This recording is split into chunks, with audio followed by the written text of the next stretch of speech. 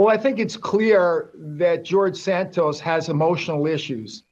And I think he needs to address those issues with a healthcare professional because what he did was not normal. Now, this is absolutely 100% accurate. George Santos definitely has mental health issues, emotional issues. Do I feel sorry for him? Absolutely not, because he's an adult. And it's not like he's just going about his everyday life having emotional and mental health issues, as many people do. But he entered a race and he won. He won a House seat. And the thing is that there's no way that the GOP or even Democratic insiders, there's no way that no one looked this up before he won, because all of this information is publicly verifiable. Because like my man from Nassau County said, this isn't normal. And I pointed out, politicians lie about what they're going to do when they get in office. They may lie about little things here and there, but typically people don't lie about where they went to school, where their parents come from, their family history, where they used to work. Because again, you can just do a quick Google search these days and look that up. You can pick up phone and just make a few calls. So, I don't feel sorry for the guy, but yeah, clearly he's emotionally and mentally damaged. While I was very angry with him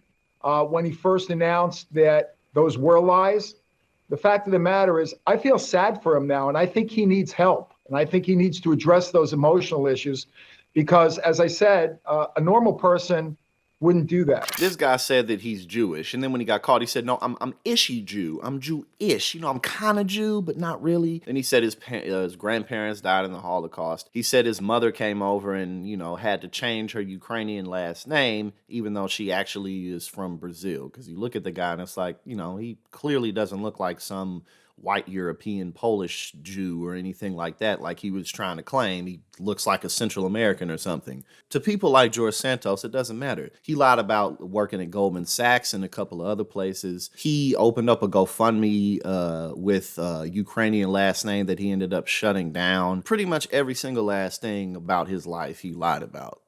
But again, unless the Republican, well, not the Republican Party, but unless the establishment in some type of way really bars him from entering office, he's going to serve his term. And we're going to get a lot of content out of that. Oh, my God. We don't have recall elections in New York. What I think needs to be done is I think there needs to be an investigation by the Ethics Committee of the House of Representatives, and they have to determine whether or not he violated any laws or whether he violated any moral regulations that the House of Representatives have. So I think that we need to see an investigation as to whether or not his financial issues are in order, because he certainly made embellishments or lies about that.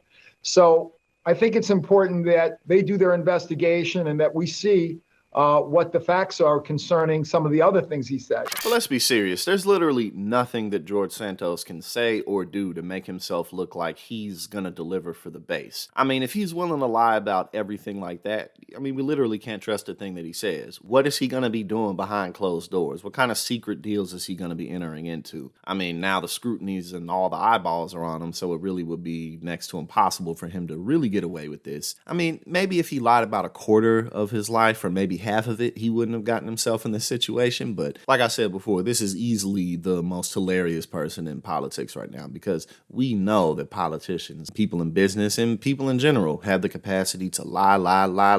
But this is something totally different. At least in my lifetime, I've never seen somebody in political life lie this much. And, of course, he's a Republican.